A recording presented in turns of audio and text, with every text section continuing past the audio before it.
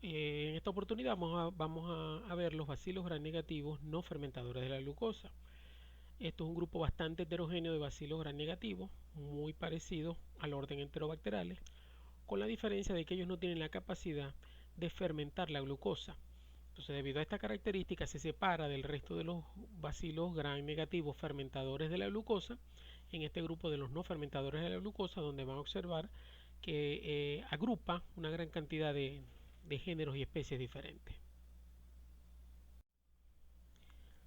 Este heterogéneo grupo de microorganismos se encuentran, por supuesto, dentro del reino de bacterias y forman parte principalmente de dos filum, como son el filum Proteobacterias y el filum Bacteroidetes. Dentro del filum Proteobacterias encontramos tres clases, donde ellos están ubicados, como son las alfa proteobacterias, beta proteobacterias y gamma proteobacterias. Mientras que dentro del filum Bacteroidetes ellos están distribuidos en dos clases, como son la clase Flavobacteria y la clase Esfingobacteria. En cuanto a la clase alfa proteobacteria, tenemos 5 órdenes donde ubicamos estos microorganismos, como es el orden Caulobacterales, la familia Caulobacteriaceae, donde encontramos el género Brebundimonas. Tenemos el orden Rhizobiales, donde encontramos tres familias, la familia Brucelaceae, Metilobacteriaceae y Rhizobiaceae. Ahí encontramos, por ejemplo, en Brucelaceae encontramos el género Crobactrum, el género Metilobacter está dentro de la familia Metilobacteriaceae y el género Rhizobium dentro de la familia Rhizobiaceae. Tenemos también el orden Esfingomonadales, donde encontramos la familia del Esfingomonadaceae y el género Esfingomona. Tenemos el orden Rhodospirillares, donde encontramos dos familias, Acetobacteriaceae y Rhodospirillaceae. Y allí encontramos los géneros Granulicatella y Azaia, y encontramos los géneros Inquilinus y Azospirillum. Y dentro del orden Rhodobacterales encontramos la familia Rhodobacteriaceae con tres géneros como son Hematobacter, Paracoccus y Pannonibacter. En cuanto a la clase beta proteobacterias encontramos un orden que es el orden Burkholderiales. Ahí encontramos la familia Alcaligenaceae, donde tenemos los géneros Alcalígenes, Oligella y Achromobacter. Familia Burkholderiacea con los géneros Burkholderia, Cupreavidus, Pandorea y Ralstonia. Y Comamonadaceae con los géneros Acidoboras, Delphtia y Comamonas. En cuanto a la última clase del filum Proteobacteria, donde tenemos la clase Gamma Proteobacteria, aquí tenemos varios órdenes, como el orden Pseudomonadales, donde observamos que tenemos dos familias, la familia Moraxelacea y Pseudomonadaceae. Dentro de Moraxelacea encontramos el género Acinetobacter, Moraxella y Cicrobacter, mientras que dentro de la familia Pseudomonaceae encontramos el género Pseudomonas, que es uno de los principales géneros productores de infecciones en el hombre. Otro género que encontramos en esta clase es el orden Alteromonadales, con dos familias, Alteromonadaceae y Chihuanellaceae, donde encontramos el género Alichihuanella y el género Chihuanella. Tenemos el orden Oceanospirillales, donde encontramos la familia Oceanospirillaceae y el género Balneatrix, y el orden Santomonadales con la familia Santomonaдаceae, donde encontramos el género Stenotrophomonas. En cuanto al filum Bacteroidetes, tenemos dos clases. Tenemos la clase Flavobacterias, orden Flavobacteriales. Tenemos la familia Flavobacteriaceae y tenemos estos géneros que están acá: Bergeyella, Chrysobacterium, Flavobacterium, Elizabethingia, Empedobacter, Miroides, Wautiricella y Wixella. Y la clase Sphingobacterium con el orden Sphingobacteriales, familia Sphingobacteriaceae y el género Sphingobacterium.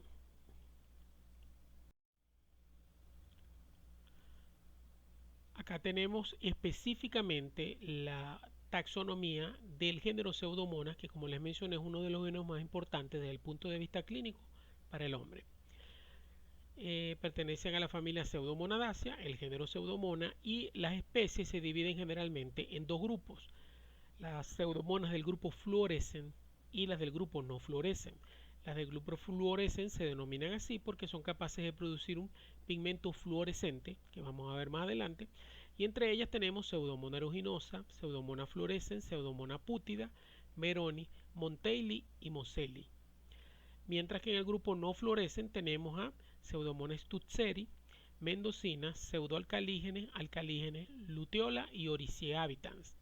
Entonces, vamos a decir, podemos dividir el género Pseudomonas dependiendo o no de la producción de un pigmento fluorescente en el grupo fluorescente y el grupo no fluorescente. Adicionalmente, acá podemos observar que dentro del grupo no fluorescente o no florecen está subdividido en tres grupos. En el primero tenemos el grupo Stutzeri. El grupo Stutzeri está conformado por Pseudomonas tutseri y Pseudomonas mendocina, mientras que Pseudomonas alcalígenes y pseudoalcalígenes conforman el grupo alcalígenes y Pseudomonas luteola y Oricia habitan son productoras de un pigmento amarillo. Las colonias se ven de color amarillo cuando crecen en los medios de cultivo. En cuanto a las características generales del género, está constituido por bacilos gram negativos, ligeramente curvos, no formadores de esporas, aeróbicos estrictos. Fíjense que a diferencia de la mayoría de las enterobacterias o el orden enterobacteriales que vimos anteriormente, los cuales son anaeróbicos facultativos, en este caso el género Pseudomonas aeróbico estricto necesita oxígeno para poder desarrollar la mayoría de sus funciones metabólicas y por lo tanto crecer. Generalmente son microorganismos móviles porque presentan uno o más flagelos polares. Las especies del género Pseudomonas poseen un metabolismo respiratorio aeróbico estricto con el oxígeno como aceptor final de electrones, por eso que son aeróbicos estrictos. En su cadena respiratoria, en su metabolismo energético, necesitan obligatoriamente el oxígeno como aceptor final de electrones. En ocasiones se puede utilizar el nitrógeno o cualquier otro compuesto como un aceptor final de electrones, lo que les permite crecer en ocasiones en condiciones anaeróbicas. Esa característica de utilizar otros compuestos diferentes al oxígeno como aceptor final de electrones les permite crecer en ciertos ambientes especiales, como en este caso, por ejemplo, muestras de puto, muestras de secreciones bronquiales, seroparanasales, e incluso en pacientes con fibrosis quística, debido a que les va a permitir entonces crecer en sitios donde no existe oxígeno, debido a esta característica de aceptar otros compuestos como aceptores finales de la cadena respiratoria.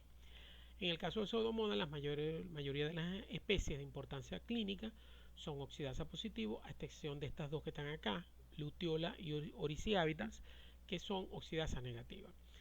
Estos microorganismos son catalasa positiva y son microorganismos quimiolitotrofos. Esto quiere decir que pueden utilizar compuestos inorgánicos como fuente de energía. Constituyen entonces un género amplio y complejo de bacilos gram negativos que incluye una gran cantidad de especies, tanto de importancia clínica como de importancia ambiental, ya que ellos principalmente se encargan de todo lo que es el ciclo de degradación de la materia orgánica a nivel de los ambientes.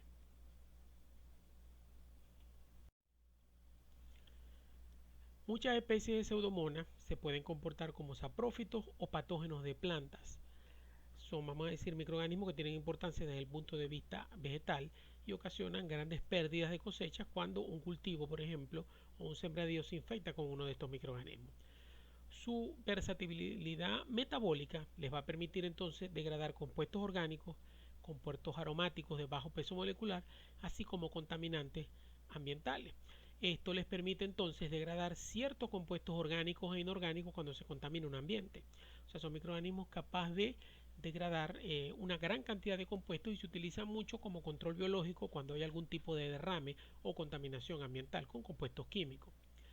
Estos microorganismos son capaces de sobrevivir en un amplio rango de hábitats, o sea, no tienen un hábitat específico, sino que pueden vivir dentro del humano, pueden vivir en un animal o pueden vivir en el ambiente. La mayoría de los miembros que pertenecen a este género tienen la capacidad de crecer unidos o formando biopelículas. En instituciones de salud las podemos encontrar, por ejemplo, en los desagües, las regaderas, los respiradores y en el agua de los equipos odontológicos. O sea, un microorganismo, la mayoría de las especies del género se desarrollan muy bien en ambientes que contengan alta humedad, como son estos sitios que están acá, o donde se almacene agua. Específicamente en cuanto a la epidemiología y transmisión de Pseudomonas aeruginosa, encontramos que produce principalmente dos tipos de infecciones: infecciones endógenas e infecciones exógenas. Recordemos que una infección endógena es la producida por los microorganismos que están presentes en la flora normal de una persona o de un hospedador. ¿Qué sucede? Cuando por algún elemento esos microorganismos pasan de la piel y mucosas donde son flora normal a un sitio donde no son flora normal, pueden producir una infección, pero una infección producida por los microorganismos que residen en el hospedador. Por el contrario, una infección exógena es una infección que se da cuando un microorganismo viene del ambiente externo, o sea, el microorganismo es ajeno al hospedador, ya sea a través del ambiente, a través de un vector, a través de alimentación, de agua, etcétera. Entonces, la infección endógena ocurre principalmente en pacientes con tratamiento antimicrobiano que alteran o afectan la microbiota normal. La composición de esa microbiota se ve afectada o esa microbiota es eliminada, lo que permite que este microorganismo, Pseudomonas aeruginosa, pueda colonizar esa mucosa y producir una infección. También en pacientes neutropénicos con bacteriemia secundaria a una colonización gastrointestinal o en pacientes con neumonía o que requieren intubación endotraqueal. Recordemos que Pseudomonas aeruginosa, por ejemplo, es un microorganismo de la microbiota normal de orofaringe.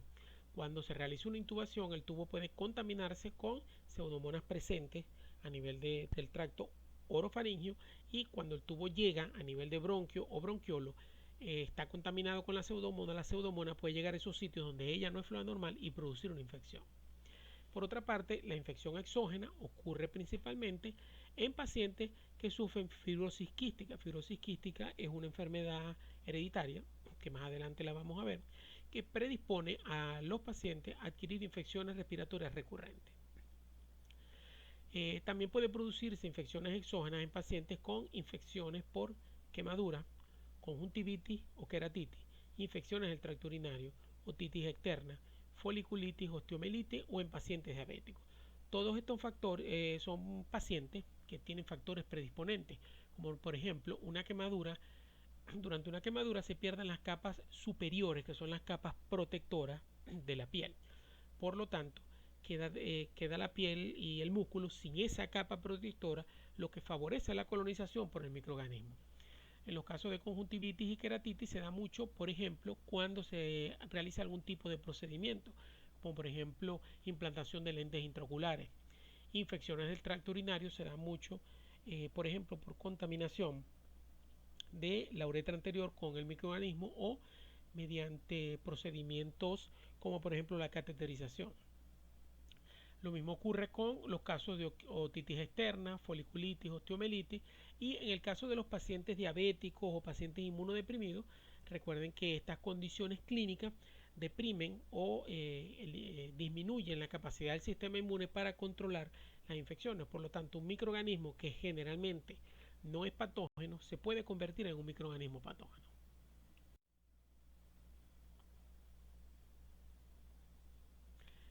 La mayor parte de las especies del género, a excepción de Pseudomonas aeruginosa, se adquieren generalmente del ambiente.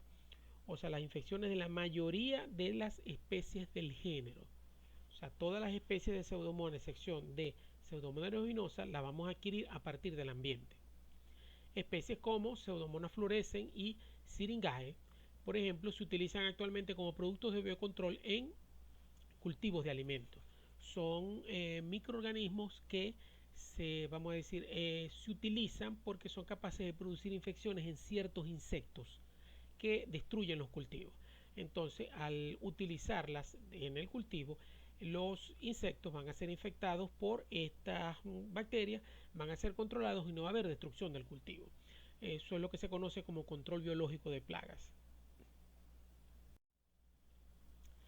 En cuanto al aislamiento de los diferentes especies de Pseudomonas, acá podemos ver que de casi 10.000 cultivos realizados en el año 2014 en el Centro de Referencia Bacteriológica del Hospital Universitario de Maracaibo, en cuarto lugar, con casi un 10% de lo que se aísla a nivel del hospital, estaba representado por Pseudomonas aeruginosa.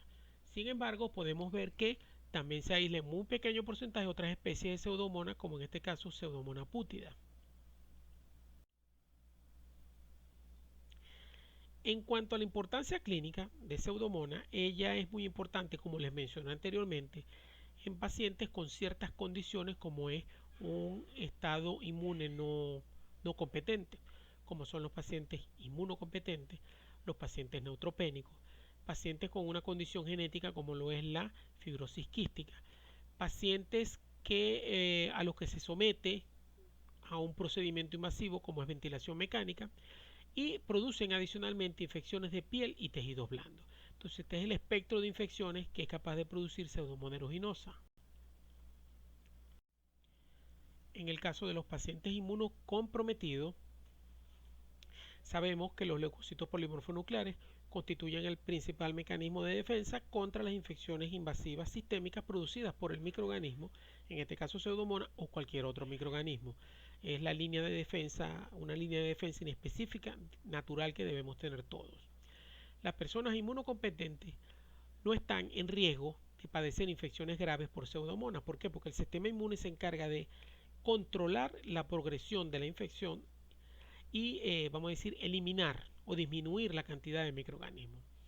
Una excepción lo constituye, por ejemplo, el oído externo de personas que nadan o personas que hacen buceo, los cuales pasan prolongados periodos de tiempo en el agua y puede contraerse una infección por Pseudomonas aeruginosa que se conoce como el oído del nadador. Entonces, son personas inmunocompetentes, pero pueden desarrollar a nivel de oído una infección por Pseudomonas debido principalmente a que tienen altos niveles de humedad a nivel de los oídos, ya sea por nadar o por bucear. O sea, es un factor predisponente que hace que puedan sufrir este tipo de infecciones a pesar de ser inmunocompetentes. Cuando el microorganismo se aísla de sitios corporales normalmente estériles, constituye una verdadera infección.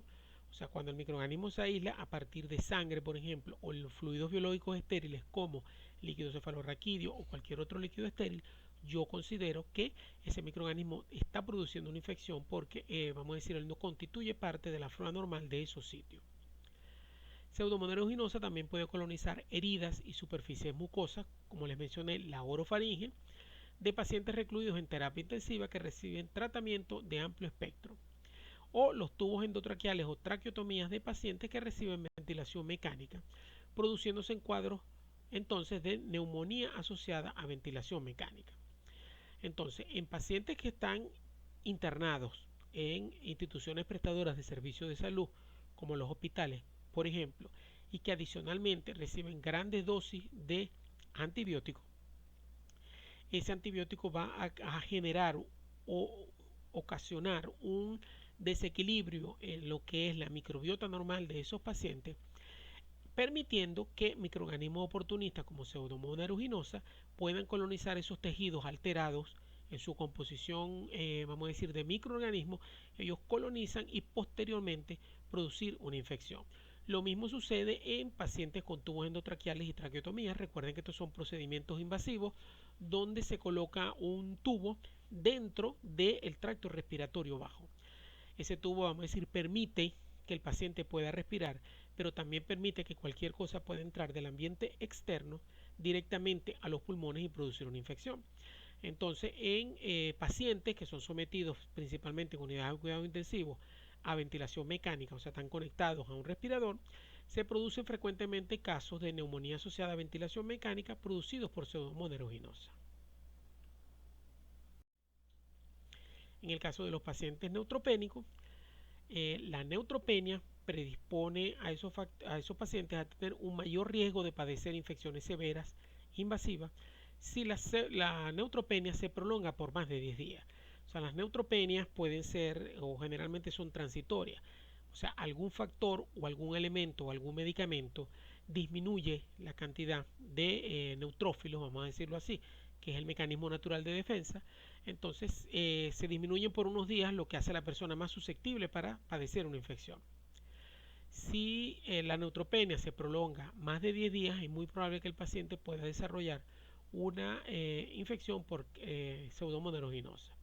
Los pacientes que tienen mayor riesgo de adquirir estas infecciones son pacientes adultos sometidos a quimioterapia de inducción en los casos de leucemia aguda o pacientes a los que se le hace ablación de médula ósea ya sea para trasplante autólogo o trasplante halogénico. O sea, pacientes a los cuales se someten a radiación para destruir, vamos a decir, todas las células madres presentes o todas las células presentes en la médula ósea y posteriormente hacer un trasplante de médula ósea de cualquiera de estos dos tipos, autólogo o halogénico. En cuanto a la fibrosis quística, es una enfermedad hereditaria de naturaleza autosómica recesiva causada por un gen defectuoso, en este caso el gen es el CFTR, que lleva al cuerpo a producir un moco anormalmente espeso y pegajoso a nivel de tracto respiratorio. Ese moco espeso es muy difícil para el sistema normal de eliminación de secreciones del árbol respiratorio. Es muy difícil sacarlo porque es un moco espeso y pegajoso. Se va a acumular entonces en la vía respiratoria de los pulmones y se acumula también a nivel del páncreas. Esa acumulación de moco ocasiona a nivel respiratorio infecciones pulmonares potencialmente mortales y serios problemas digestivos, ya que se ve afectado también el páncreas. Esta enfermedad también puede afectar lo que son las glándulas sudoríparas y el aparato reproductor masculino. Esta infección es una enfermedad pulmonar crónica que es muy común en niños y adultos jóvenes. Recuerden que es hereditaria, por lo tanto se nace con la enfermedad. Por eso es muy frecuente en niños y adultos jóvenes. Es una enfermedad generalmente mortal que se presenta principalmente en personas de raza caucásica. Su incidencia es de un caso por cada 8.000 a 10.000 nacidos vivos. O sea que uno de cada 10.000 nacidos vivos pueden padecer la enfermedad. La enfermedad se presenta principalmente en adultos y niños porque vamos a decir, la esperanza de vida es muy corta. Y generalmente estos pacientes mueren cuando son niños o cuando son adultos jóvenes. Este microorganismo, Pseudomonas aeruginosa, es el patógeno respiratorio predominante en pacientes con fibrosis quística. Un paciente con fibrosis quística, las infecciones más frecuentes que padecen son por Pseudomonas aeruginosa, Burkholderia cepacia, Stenotrophomonas maltophilia y Staphylococcus aureus. Son los 4 principales patógenos y entre esos 4, Pseudomonas aeruginosa es el más frecuente. La enfermedad produce una disminución del volumen del fluido periciliar a nivel del tracto respiratorio, lo que conduce a una eliminación demorada de los microorganismos aspirados.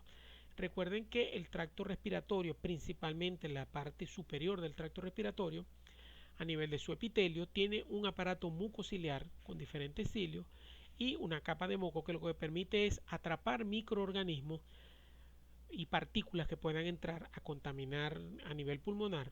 Entonces, una vez atrapados en esa capa del moco, los cilios se encargan de transportarlos hacia la parte exterior para eliminarlos. El principal foco de infección en estos pacientes son los senos paranasales que frecuentemente se colonizan con el microorganismo. En el caso de Pseudomonas aeruginosa y la producción de fibrosis quística, recuerden que la enfermedad se debe a un defecto en el gen CFTR, lo que produce un espesamiento de las secreciones respiratorias. Esto hace que haya una disminución de la capacidad de defensa del aparato mucociliar respiratorio. Esto es un factor predisponente para la infección por diferentes microorganismos. Generalmente en estos pacientes se producen infecciones persistentes que desarrollan biopelículas o biofilm. Y estas infecciones persistentes hacen que haya una transición del microorganismo a lo que se conoce como un fenotipo crónico de fibrosis quística, lo que produce entonces infecciones crónicas que son difíciles de tratar y de erradicar.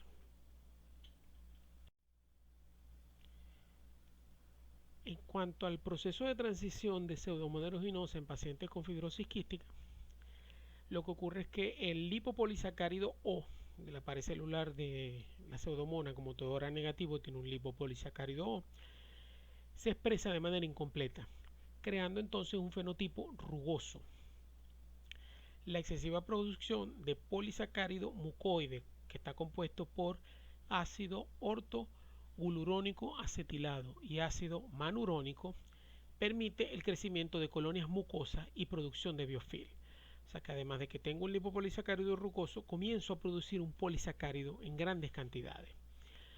Esa producción excesiva de lipopolisacárido, recuerden que forma como una cápsula alrededor del microorganismo, vamos a decir, impide que la bacteria pueda moverse. Entonces las pseudomonas aeruginosas, que por lo general es un microorganismo mótil o móvil, en el caso de pacientes con fibrosis quística hay ausencia de la movilidad por carencia de la función flagelar normal, debida principalmente a la hiperproducción de este polisacárido que vamos a decir se produce de manera excesiva y forma una cápsula muy gruesa alrededor del microorganismo, por lo que el flagelo queda atrapado dentro de esa cápsula y impide que el microorganismo pueda desplazarse. Adicionalmente, cuando se da el proceso de transición hay una hipoexpresión de varias exotoxinas debido a mutaciones en los diferentes genes que conforman el sistema quorum sensing. El sistema quorum sensing en Pseudomonas y en cualquier otro microorganismo es un sistema de señalización interna que le permite al microorganismo conocer los elementos presentes en el entorno o qué factores están presentes en ese entorno y tomar decisiones en cuanto a cómo se va a comportar el microorganismo. Entonces este sistema quorum sensing en Pseudomonas se encarga de regular la producción de los factores de virulencia, especialmente los rhamnolípidos que se encargan de destruir a los leucocitos polimorfonucleares. Entonces este sistema está afectado y hay una muy baja destrucción de leucocitos polimorfonucleares. La transición del microorganismo del fenotipo no mucoso o rugoso al fenotipo mucoso en el pulmón se asocia generalmente con una acelerada disminución de la función pulmonar. O sea, cuando la cepa pasa de fenotipo rugoso a fenotipo mucoso, generalmente la capacidad respiratoria o la función pulmonar del paciente disminuye. Entonces el paciente tiene menos capacidad de aprovechar el oxígeno y el paciente, vamos a decir, se ahoga. La disminución de esa capacidad se debe a la capacidad del exopolisacárido mucoso que se produce en grandes cantidades de interferir con los mecanismos normales de fagocitosis y la formación de biopelículas. Otro cambio morfológico importante que se da ocurre cuando se producen colonias de variante pequeña, o sea, unas colonias enanas del microorganismo que se producen en el cultivo, las cuales son muy resistentes a los agentes antimicrobianos y se encuentran en el esputo de pacientes con fibrosis quística. Estos pacientes generalmente reciben tratamiento con múltiples antibióticos antipseudomonales, o sea, contra pseudomonas, lo que conduce entonces a la aparición de cepas multiresistentes. Recuerden que les mencioné que los pacientes con fibrosis quística desarrollan cuadros respiratorios frecuentemente.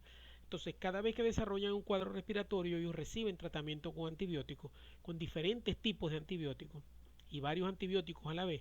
Por lo tanto, a la larga, el microorganismo que produce la infección, debido a la alta utilización de antibióticos, se hace resistente o multiresistente a esos antibióticos. Acá tenemos, por ejemplo, un cultivo de Pseudomonas aeruginosa de un paciente de fibrosis quística cultivado en el medio de Konrad-Digralski. Es un agar selectivo para bacilos gram negativos, donde podemos observar acá diferentes tipos de colonias. Estas que están acá son las colonias mucosas, no mucosas, son colonias rugosas. Podemos observar también las colonias mucosas, que son estas que están acá. Fíjense que son mucho más grandes, mucho más brillantes. Y podemos observar todas estas que están acá son colonias de variante pequeña. Fíjense que son colonias mucho más pequeñas, son colonias enanas. Entonces, en un cultivo de Pseudomonas aeruginosa de un paciente con fibrosis quística, podemos observar este tipo de cultivo y esto no es indicativo de que el cultivo esté contaminado o de que tenga varios microorganismos, sino que es, vamos a decir, el mismo microorganismo con diferentes variantes o diferentes morfotipos de colonia.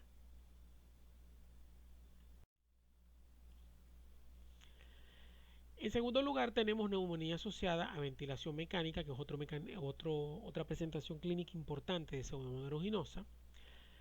El tracto respiratorio normal está bien protegido de las infecciones, como les mencioné, por el aparato mucociliar, que se encarga de eliminar todos los microorganismos y partículas, o vamos a decir partículas sedimentadas en el ambiente o en el aire.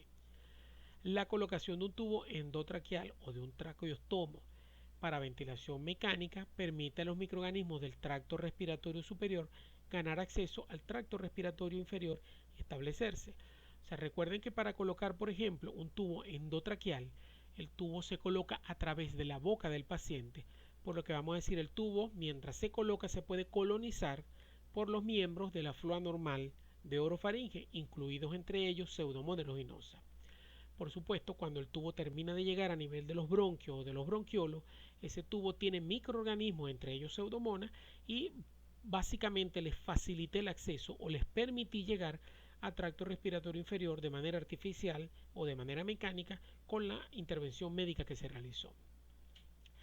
Entonces, esta condición permite que estos pacientes tengan un alto riesgo de desarrollar lo que se conoce como neumonía asociada a ventilación mecánica, que es cuando el paciente está conectado a un respirador, especialmente durante o después que se produce un tratamiento con antibióticos de amplio espectro.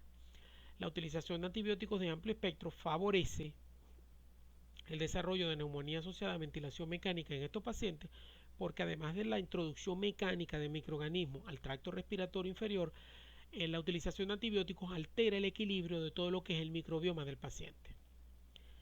Los cuadros de neumonía asociada a ventilación mecánica se observan aproximadamente en el 30% de los pacientes sometidos a ventilación mecánica y se da mediante la aspiración de bacterias a partir del biofilm que se forma en el tubo.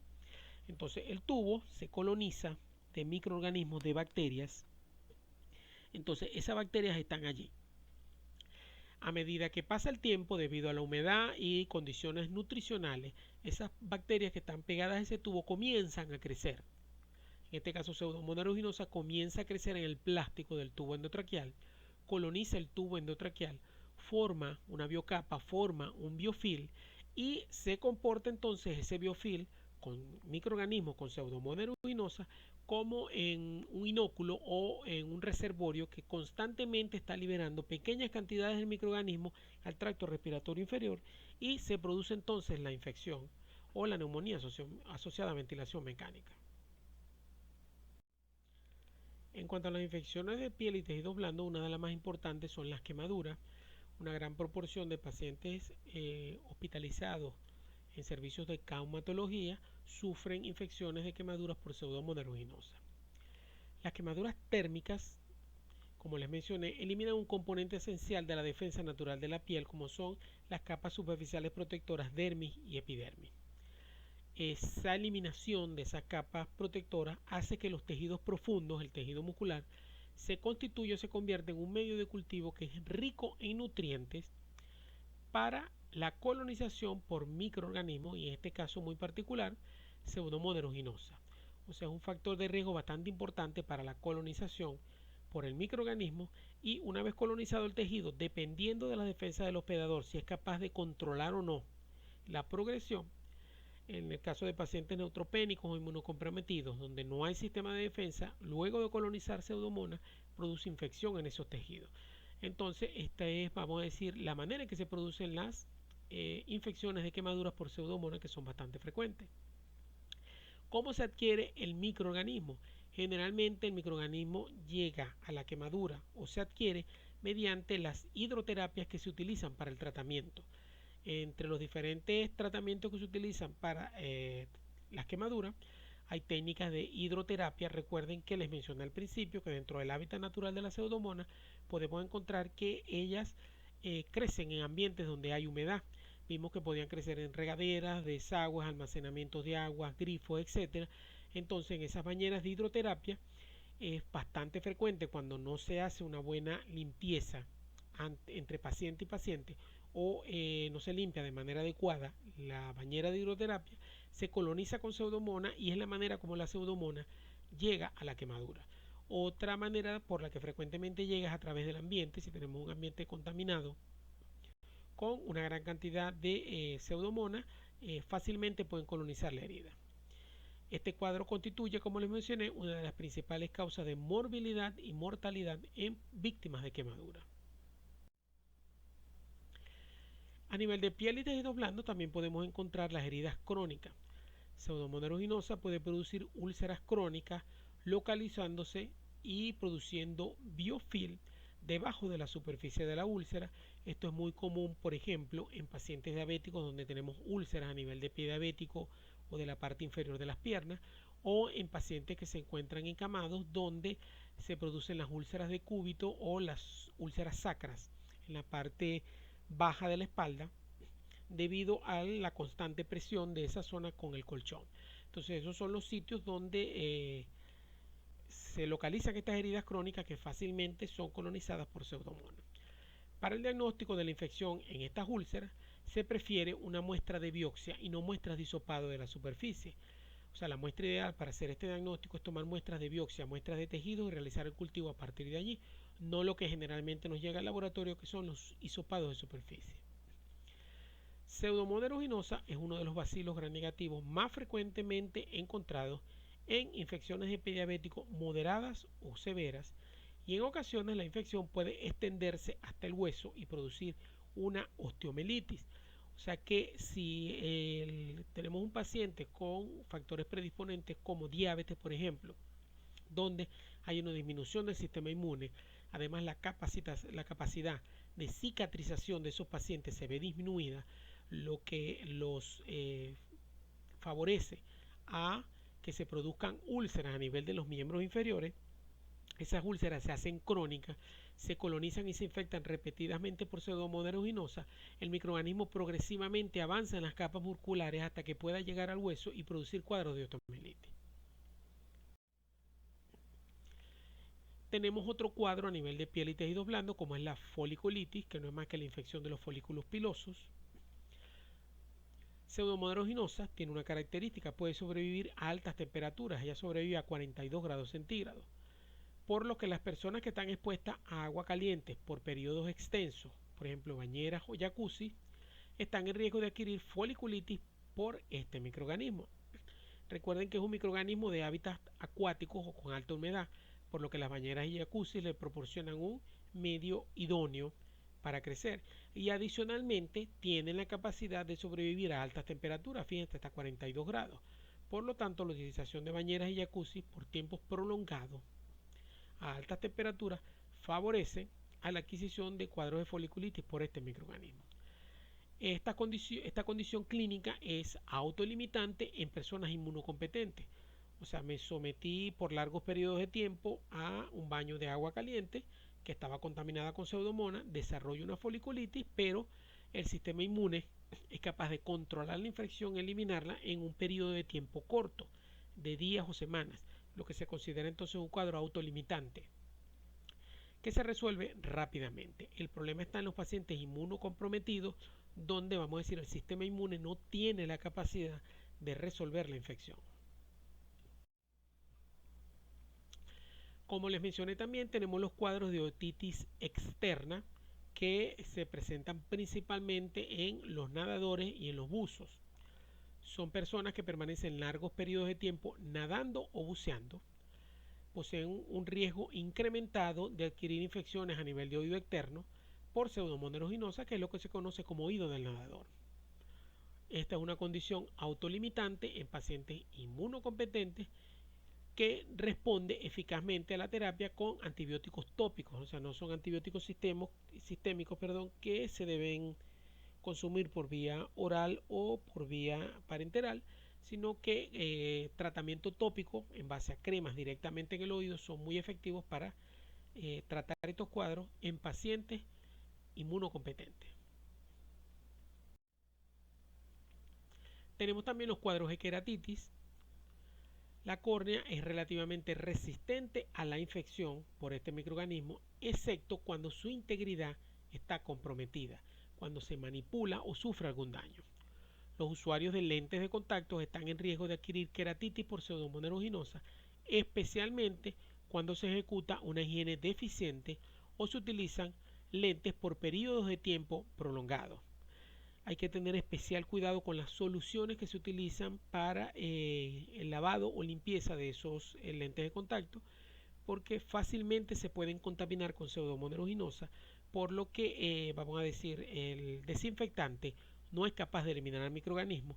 El microorganismo se desarrolla en la solución. Recuerden que los lentes en contacto se colocan, se remojan en esa solución y a medida que pasa el tiempo, la pseudomonas se adhiere al lente de contacto y produce una biocapa que posteriormente, con el uso constante y continuo del lente de contacto, esa pseudomona va a colonizar la córnea y va a producir un cuadro de queratitis. La fuente más probable, como les dije, de contaminación es la limpieza diaria y la utilización de soluciones que estén contaminadas con el microorganismo. Otras infecciones que puede producir pseudomonas son, por ejemplo, cuadros de meningitis, endocarditis, osteomelitis, puede producir cuadros de neumonía adquirida en la comunidad, puede producir infecciones a nivel del tracto urinario. Estas presentaciones son muy inusuales, o sea, no es común que Pseudomonas produzca estas infecciones y se dan principalmente en pacientes inmunocomprometidos o con algún tipo de compromiso del sistema inmune o pacientes con alguna enfermedad de base como por ejemplo cáncer, una leucemia, diabetes, etcétera. En cuanto a la importancia clínica de otras especies diferentes a Pseudomonas aeruginosa, tenemos que Pseudomonas fluorescens y Pseudomonas pútida pueden producir casos de septicemia asociadas a receptores de sangre. O sea, casos de septicemia en pacientes que reciben una donación de sangre.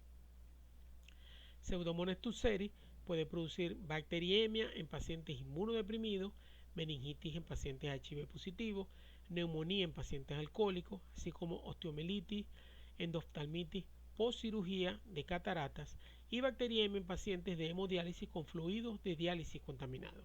Fíjense que en este caso son todos pacientes donde se ha practicado algún tipo de intervención médica o pacientes que tienen alguna enfermedad de base que compromete el sistema inmune. En el caso de Pseudomonas aeruginosa puede producir bacteriemia en pacientes inmunocomprometidos con dispositivos venosos, ya sea catéteres o cualquier otro tipo de dispositivo intravascular. Puede producir también peritonitis en pacientes que se someten a diálisis. Pueden producir celulitis, abscesos, infecciones de heridas y meningitis después de un procedimiento neurológico.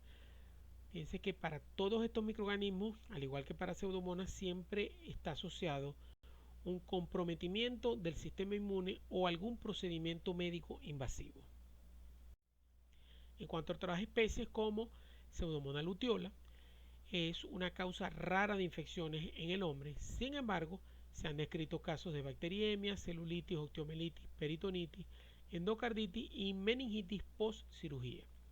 Pseudomonas alcalígenes se ha descrito produciendo cuadros de endocarditis relacionada o asociada a dispositivos intravasculares.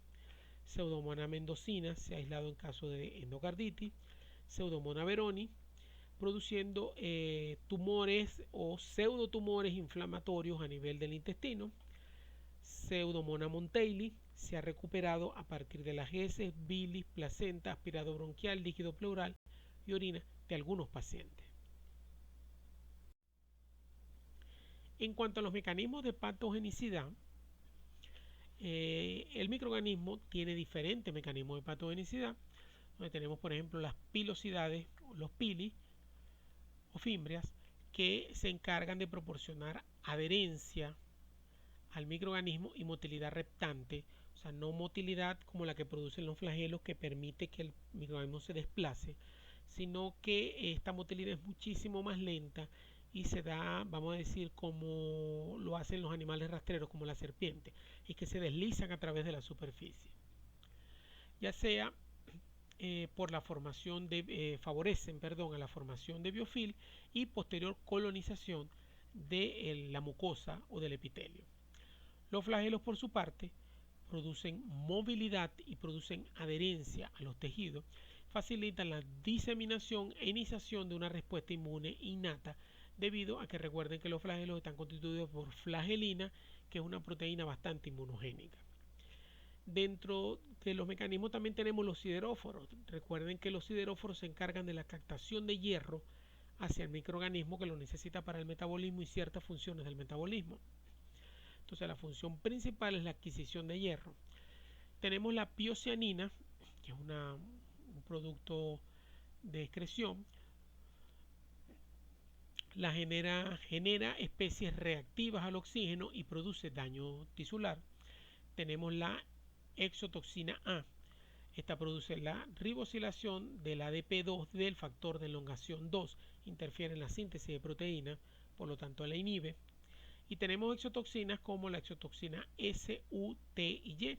Ellas interactúan con los componentes del citoesqueleto de la célula del hospedador, produciendo entonces daño a los tejidos, citotoxicidad e inhiben la fagocitosis. Tenemos la elastasa. La elastasa es una enzima que se encarga de degradar la elastina. Entonces produce la proteólisis de proteínas como la elastina, el colágeno, inmunoglobulina y los componentes del complemento, lo que ocasiona daño a los tejidos. Las proteasas se encargan de hacer proteólisis, o sea, degradación de proteínas para producir entonces un daño tisular. Todos estos son diferentes mecanismos de patogenicidad que posee el microorganismo. También el microorganismo cuenta con fosfolipasas que se encargan de la hidrólisis de los fosfolípidos, especialmente en lo que son las membranas. Recuerden que las células eucariotas tienen una doble capa lipídica compuesta por fosfolípidos en todo lo que es la estructura de su membrana celular. Estas fosfolipasas se encargan entonces de alterar esos fosfolípidos y destruir las membranas, ocasionando entonces daño a los tejidos, y la liberación o destrucción de esos fosfolípidos le proporciona grupos fosfatos al microorganismo para su metabolismo y crecimiento. Además produce un ragnolípido. Los ragnolípidos son un biosurfactante que permiten o producen la hemólisis y la dispersión del biofilm. Tenemos el alginato. El alginato producido por estos microorganismos favorece la adherencia y protege al microorganismo de la deshidratación y le permite evadir el sistema inmune, porque vamos a decir el microorganismo se cubre de una gruesa capa de alginato y evade, o vamos a decir cubre en esa capa de alginato todos sus determinantes de patogenicidad. Por lo tanto, el sistema inmune no reconoce al microorganismo como un cuerpo extraño y por lo tanto no se desencadena fagocitosis. Y otra característica que tiene el alginato es que favorece la formación de los biofilms. Hay otros polisacáridos que intervienen en los fenómenos de adherencia y formación de biofilm. Tenemos el lipopolisacárido, el lípido A. De ese lipopolisacárido constituye la endotoxina de los gram negativos, y el núcleo del lipopolisacárido interactúa con el gen CTFR, que es el que está involucrado en los pacientes con fibrosis quística. Esto produce lo que entonces sepsis, neutralización y resistencia al suero en el caso de esos pacientes. En el caso de las hemolicinas, produce varias hemolicinas que se encargan de producir poros a nivel de las membranas celulares, específicamente de los glóbulos rojos, lo que produce daño y destrucción de la célula. Y tenemos sistemas de flujo MDR o multidrogo resistente. Estos son sistemas de flujo que están presentes en la membrana del microorganismo, como son el MEX-EF y el OPR-NM o el TEX-M. Son mecanismos de flujo activo de antibióticos, o sea, una bomba de flujo que se encarga de sacar del interior de la célula hacia afuera los microorganismos, los antibióticos, que puedan penetrar. Por lo tanto, la concentración intracelular de antibióticos es muy baja o se mantiene baja, lo que impide que el antibiótico pueda cumplir su función, que es destruir al microorganismo. Todo esto ocasiona entonces resistencia a los antibióticos. Tenemos el sistema de quorum sensing, un mecanismo importante de patogenicidad para la pseudomonas, que va a controlar la producción de todos estos mecanismos de virulencia. Por lo tanto, el quorum sensing favorece la formación de biofilm, la movilidad tipo swarming y la expresión de bombas de flujo de antibióticos. Vamos a comenzar con otro grupo de microorganismos, en este caso el complejo Burkholderia cepacia. Este complejo, aquí tienen la clasificación taxonómica, fíjense, pertenecen a la familia Burkholderiaceae. Y dentro de este complejo Burkholderia cepacia tenemos estos microorganismos que están acá. Dentro de todos estos que están acá, la más importante o la que se aísla más frecuentemente asociada a infecciones en el hombre es la especie Burkholderia cepacia. Se denomina todo este grupo de microorganismos complejo Burkholderia cepacia porque en ocasiones es muy difícil a nivel de laboratorio diferenciarlas con pruebas bioquímicas eh, normales que se utilizan en un laboratorio. Además del complejo Burkholderia cepacia, tenemos otras especies de Burkholderia como son Gladioli, Malay, Pseudomalay y Thailandensis. Dentro de esta misma familia tenemos otros géneros como son el género Ralstonia, Cupriavidus y Pandorea, con estas especies que tenemos acá, que tienen menor importancia, vamos a decirlo, que el complejo Burkholderia cepacia, pero que también se han aislado infecciones en el hombre.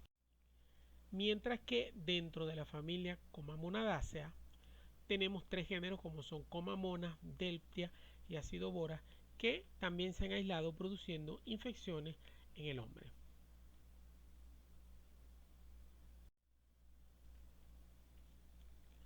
Dentro de la clase Gamma Proteobacterias tenemos también la familia Xanthomonadaceae, donde tenemos el género Stenotrophomonas y donde nos interesa esta especie que es Stenotrophomonas maltophilia, que produce frecuentemente infecciones en el hombre, especialmente en pacientes con fibrosis quística.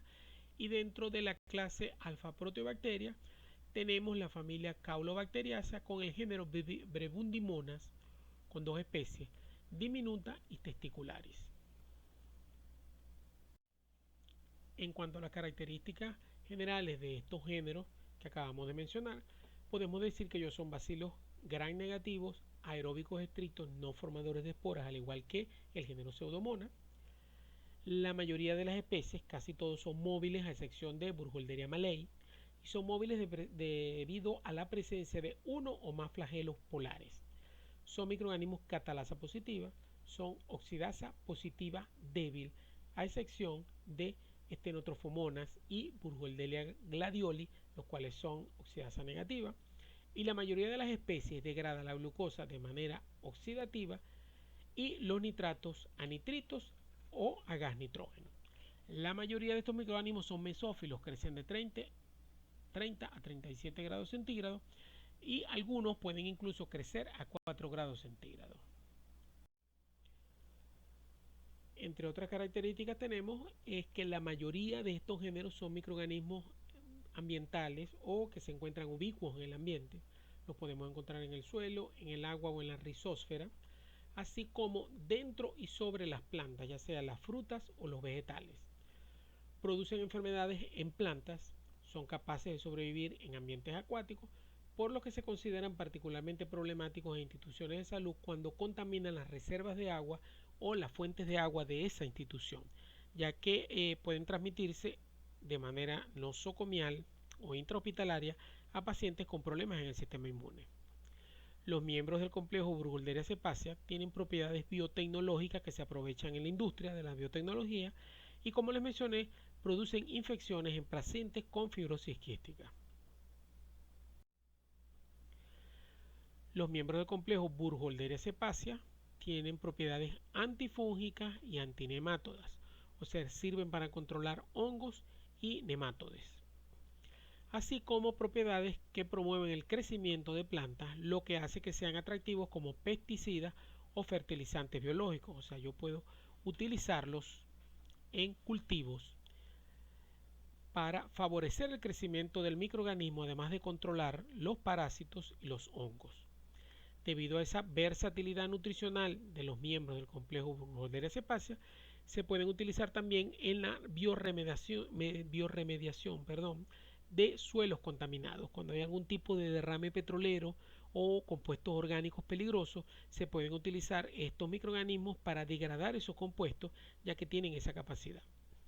Burkholderia multiborax es la especie del complejo Burkholderia cepacia más comúnmente aislada en pacientes con fibrosis quística.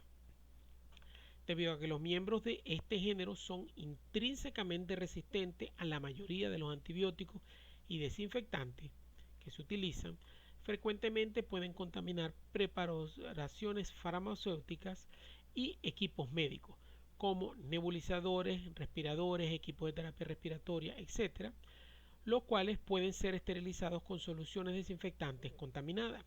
Entonces, los miembros de este género son muy resistentes a lo que se utiliza generalmente para el tratamiento y desinfección, como son antibióticos y soluciones desinfectantes.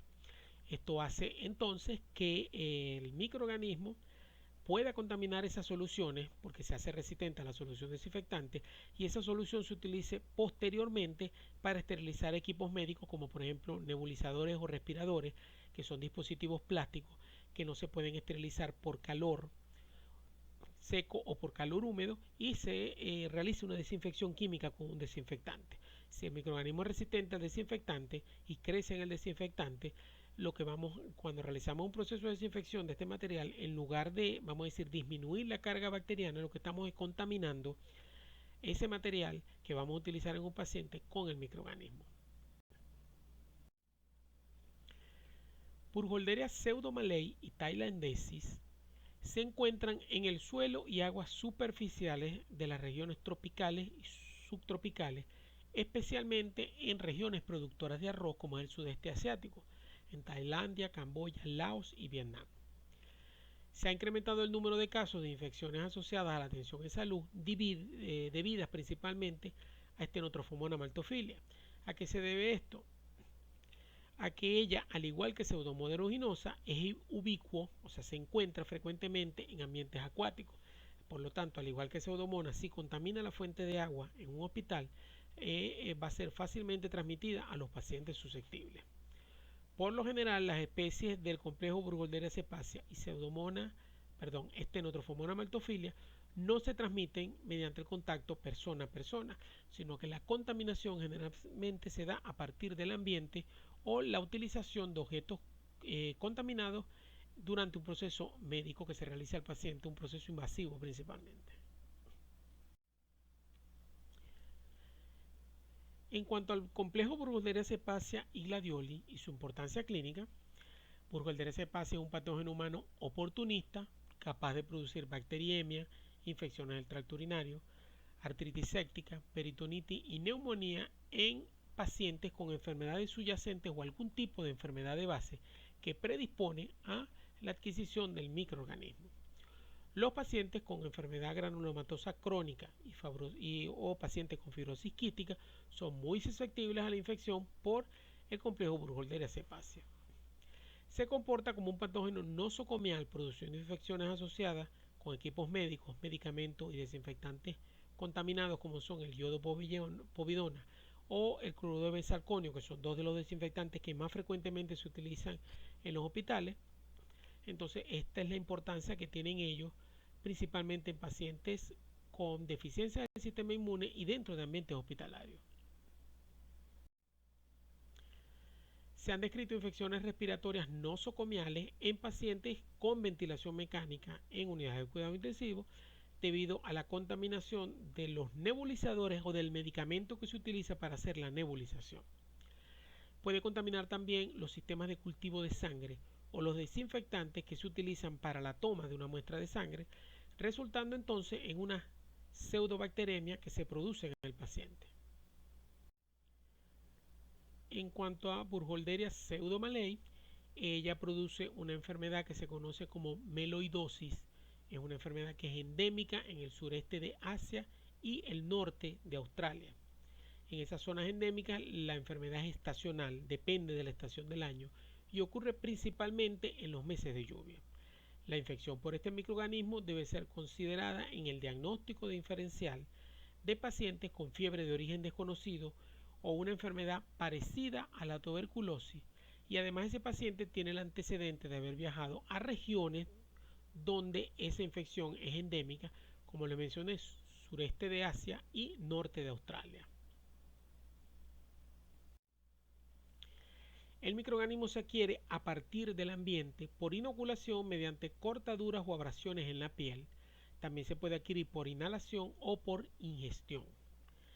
Es una enfermedad zoonótica poco común porque es transmitida de los animales al hombre y la mayor parte de las personas expuestas no desarrollan la infección clínica. La tasa de seropositividad en la población general pueden alcanzar hasta un 80%. O sea, a pesar de que es una infección que se desarrolla en los pacientes, son infecciones poco graves que se resuelven de manera espontánea dentro del mismo paciente.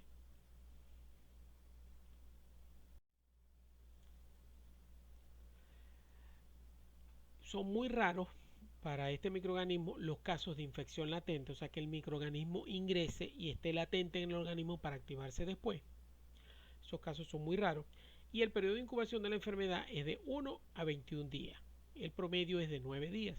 Los factores predisponentes para la adquisición de esta zoonosis son diabetes, alcoholismo, enfermedad renal crónica o enfermedad pulmonar crónica. Fíjense que son enfermedades o síndromes que disminuyen todo lo que son las defensas del hospedador. Por otra parte tenemos Burkholderia malei, es el agente etiológico de otro cuadro conocido como el muermo. Es una enfermedad de ambientes silvestres que afecta principalmente a los caballos, mulas y burros. Es una zoonosis que puede ser transmitida al humano y se comporta como un potencial agente de bioterrorismo. El microorganismo Burkholderia pseudomalei se puede utilizar como arma biológica.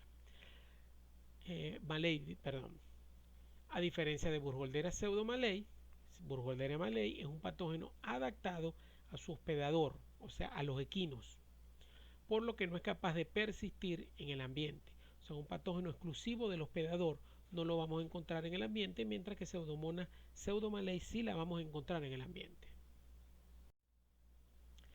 El muermo, en el caso de los humanos, puede ser de dos tipos, puede ser una enfermedad aguda o una enfermedad crónica. La presentación y curso clínico va a depender del modo de infección, el tamaño del inóculo o la cantidad del inóculo y los factores presentes en el hospedador. En el caso de que haya inoculación respiratoria, o sea que por inhalación se adquiere el microorganismo, se produce una neumonía con potencial diseminación a órganos internos y una posterior septicemia. En el caso de que la vía de entrada sea inoculación cutánea, se producen nódulos a nivel de la piel, linfadenitis regional, con potencial para diseminar la enfermedad a través de los ganglios linfáticos. En el caso de Stenotrophomonas maltophilia, este microorganismo por lo general no produce infecciones en pacientes inmunocompetentes. Sin embargo, se sabe que en pacientes inmunocomprometidos tienen un importante papel como patógeno. Es la causa más común de infecciones que involucran traumas con maquinaria agrícola. Es un importante patógeno nosocomial asociado a una alta mortalidad y morbilidad en pacientes inmunodeprimidos, debilitados y que reciben ventilación mecánica. Ha habido un aumento de la incidencia de este microorganismo en pacientes con fibrosis quística, ocupando el segundo lugar de frecuencia después de Pseudomonas aeruginosa. Acá tenemos otros géneros como son el género Moraxella, donde tenemos la especie tipo Moraxella catarrhalis, el género Hematobacter, el género Oligella, género Miroides, el género Paracoccus y el género Acinetobacter, donde el complejo Acinetobacter baumannii calcoacético es el más frecuentemente involucrado en infecciones en el hombre. Tenemos también el género Cicrobacter, Alichiguanella, Ochrobactrum, Inquilino y el género Sphingobacterium. Todos estos son bacilos gram negativos no fermentadores de la glucosa también, al igual que los géneros que ya vimos. Como les dije, es un grupo bastante heterogéneo conformado por una gran cantidad de géneros y especies. Tenemos acá también los géneros Shigionella, Pannonibacter, Rhizobium, Balneatrix, Bergeyella, Elisabethinia, Empedobacter y Flabobacterium. Otros géneros pertenecientes a este grupo son el género Chrysobacterium, Roseomona, Wauterciella, Wixella, Balneatrix y otros géneros como Asai, Azospirillum y Metylobacter. En cuanto a Cinetobacter, Chrysobacterium, Moraxella y el resto de los géneros, dentro de sus características generales podemos decir que son catalasa positiva, que no utilizan los carbohidratos por vía fermentativa, solo lo pueden hacer por vía oxidativa, crecen en condiciones aeróbicas y la mayoría de las especies solo pueden utilizar el oxígeno como aceptor final de electrones en la cadena respiratoria, por lo que no pueden crecer en anaerobiosis, a diferencia de Pseudomonas que en ocasiones sí puede utilizar otros compuestos como aceptor final de electrones. La mayoría se encuentra en el ambiente, especialmente en agua y suelos, Algunas han sido implicadas como posibles agentes de transmisión en ambientes hospitalarios, pasa mucho con especies de Acinetobacter, por ejemplo, y se ha documentado la transmisión entre personas. En cuanto a la importancia clínica de estos microorganismos, la mayoría de las especies se han implicado en casos de meningitis y endocarditis. Su importancia clínica básicamente está restringida a infecciones oportunistas en pacientes inmunodeprimidos o con infecciones de base, a excepción de Elisabethinia meningocéctica, que está asociada fuertemente con cuadros de meningitis, Moraxella lacunata, que produce infecciones oculares principalmente a nivel de córnea, y Moraxella catarrhalis, que produce infecciones a nivel del tracto respiratorio superior. La mayoría son patógenos oportunistas, a excepción de estos tres que están acá, que sí se comportan mayoritariamente como patógenos principales. En cuanto al género Acinetobacter, las especies de este género son patógenos oportunistas que presentan una amenaza solo en pacientes hospitalizados o con enfermedades graves. Las infecciones adquiridas en el hospital comprenden neumonía asociada a ventilación mecánica, infecciones a nivel de torrente sanguíneo, infecciones urinarias, infecciones de herida e infecciones a nivel de piel y tejidos blandos y meningitis secundarias. Acinetobacter baumannii es la especie más frecuentemente implicada en infecciones adquiridas en instituciones de salud o instituciones prestadoras de servicios de salud. Las infecciones sanguíneas y los casos de neumonía asociados a ventilación mecánica producidos por Acinetobacter baumannii están asociados a una alta tasa de morbilidad y mortalidad. O sea, generalmente los pacientes que adquieren estas infecciones mueren. En cuanto a otras especies de Acinetobacter, podemos observar que Acinetobacter johnsoni produce principalmente meningitis, Acinetobacter lofi está implicado en infecciones sanguíneas e infecciones producidas por catéteres intravasculares, Acinetobacter ursingi produce infecciones a nivel de tracto circulatorio, Acinetobacter juni se asocia con infecciones sanguíneas, infecciones oculares e infecciones en neonatos o recién nacidos, y Acinetobacter parvus, infecciones a nivel de torrente sanguíneo. En cuanto a la importancia clínica del género Moraxella, tenemos que Moraxella catarrhalis produce principalmente infecciones a nivel de tracto respiratorio, se asocia mucho a cuadros de otitis media. Moraxella noliquefaciens produce infecciones sanguíneas, Moraxella oloensis también produce infecciones sanguíneas, Moraxella canis, infección de herida por mordedura, por ejemplo, de perros, y Moraxella lacunata, como le mencioné, cuadros de queratitis a nivel de córnea. Otros géneros de importancia clínica. Acá tenemos, por ejemplo, estos géneros que son mucho más infrecuentes en su aislamiento y los diferentes cuadros que producen. Principalmente son cuadros de septicemia, infecciones de heridas oculares, pero siempre con los factores predisponentes que debe tener el paciente, que es una enfermedad de base o un compromiso del sistema inmune. Acá siguen los otros géneros de importancia clínica, las infecciones que pueden producir.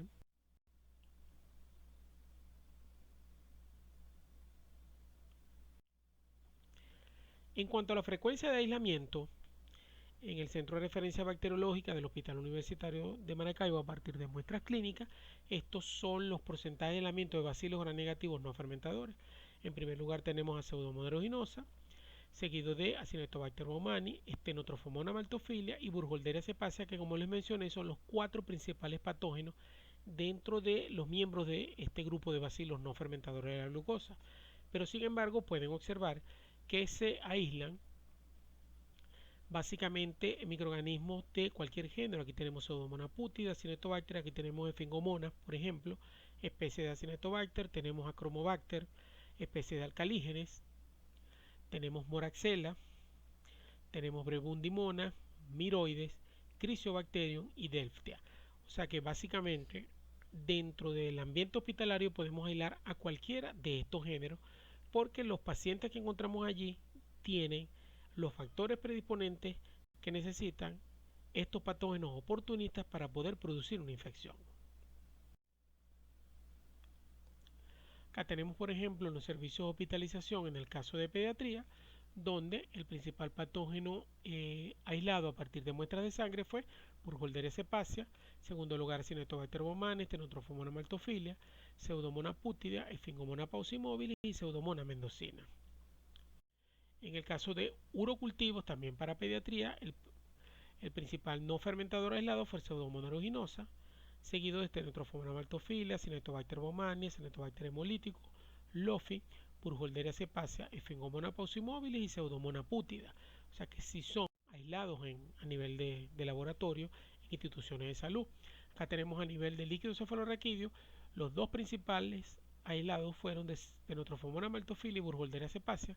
También pudimos aislar a Acinetobacter pseudomonas y pueden ver acá la lista del resto de microorganismos aislados en ese tipo de muestra. Esto es en el caso de esputo de servicios de hospitalización, emergencia y consulta externa. En el caso de adultos, el principal patógeno aislado fue Pseudomonas aeruginosa, seguido de Acinetobacter baumannii, Stenotrophomonas maltophilia, y acá pueden ver el resto de los microorganismos aislados. En el caso de secreciones bronquiales, el principal microorganismo aislado fue Acinetobacter baumannii, seguido de Stenotrophomonas maltophilia, Pseudomonas y Achromobacter psilocycidans, subespecie psilocycidans, así como Pseudomonas fluorescens. En el caso de secreciones traqueales, lo principalmente aislado es Pseudomonas aeruginosa, Acinetobacter baumannii y Stenotrophomonas maltophilia, y acá pueden ver el resto de microorganismos que se pudieron aislar de ese tipo de muestras. Estas son secreciones conjuntivales en el caso de adultos. Después de Staphylococcus aureus, los principales patógenos aislados fueron Pseudomonas aeruginosa y Acinetobacter baumannii, y dentro de los gram negativos, de los no fermentadores, en tercer lugar tenemos Stenotrophomonas maltophilia. Esto en el caso de secreciones óticas, o sea, secreciones de oído. El principal patógeno aislado en este tipo de muestras, en el caso de pediatría, es Pseudomonas aeruginosa. Acá tenemos secreciones de quemaduras. En el caso de pediatría, el principal bacilo gram negativo aislado, como les mencioné, fue Pseudomonas aeruginosa. En cuanto al diagnóstico, en lo que se refiere a la recolección, selección y transporte de muestras clínicas, podemos observar que este gran grupo de microorganismos puede ser aislado virtualmente de cualquier tipo de muestra del paciente, como son estos que están acá: sangre, orina, líquido cefalorraquídeo, de dispositivos intravasculares como catéteres. Los podemos aislar incluso de soluciones desinfectantes y jabones que se utilizan en la institución, heridas, líquidos estériles, de materiales como lentes de contacto o secreciones corneales, incluso de agua los podemos aislar. Entonces estas son todas las muestras que podemos recibir, o la mayoría de las muestras que podemos recibir a nivel de laboratorio para hacer diagnóstico. Al realizar un examen directo para estos microorganismos, como mencionamos, casi todos están constituidos por bacilos gram negativos, que son indistinguibles de otros bacilos gram negativos, por ejemplo, como los del orden enterobacteriales. O sea, todos se van a ver exactamente iguales, son bacilos gram negativos.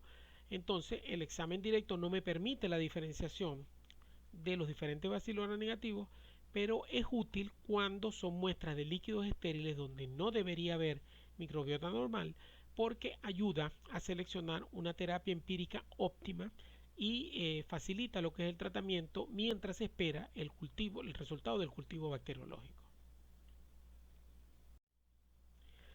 Acá tenemos, por ejemplo, Burkholderia pseudomallei en una muestra de hemocultivo. Fíjense, él tiene la característica que tiene pasteurela, que da coloración bipolar. Recuerden la coloración bipolar que produce pasteurela, también lo hace Burkholderia pseudomallei. Esto es una coloración de un hemocultivo, o sea, un directo de muestra, mientras que esto es un frotis de colonia. Pueden observar acá cómo se observa que en los extremos la coloración es más intensa que en el centro. Acá tenemos, por ejemplo, para Coccus J, que vemos que es un bacilo gram negativo. Él tiene una característica distintiva y es un bacilo que se presenta en forma de dona. Fíjense que parece un circulito con un hueco en el centro, parece una dona. Su morfología se debe a la presencia de vacuolas o una coloración más fuerte en la periferia de la célula. Entonces, este microorganismo tiene esta característica. Recuerdo que en una oportunidad aislamos en el hospital a partir de un hemocultivo el microorganismo. La característica distintiva es que una vez que el equipo da el hemocultivo positivo, que se hace su cultivo y se hace el frotis, en el frotis se observaron estas estructuras en forma de dona redondas que llamaron mucho la atención, y al revisar la literatura pudimos observar que lo producían microorganismos. Posteriormente se vio la morfología colonial, se hizo la identificación bioquímica y se confirmó la presencia del microorganismo.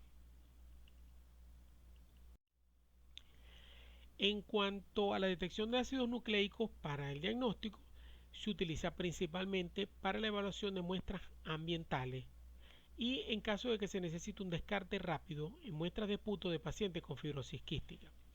En muestras ambientales principalmente porque vamos a decir un método rápido para detectar muchísimos microorganismos, ya sea dentro del ambiente hospitalario o por ejemplo dentro de una empresa de producción de alimentos o una empresa farmacéutica que envasa medicamentos.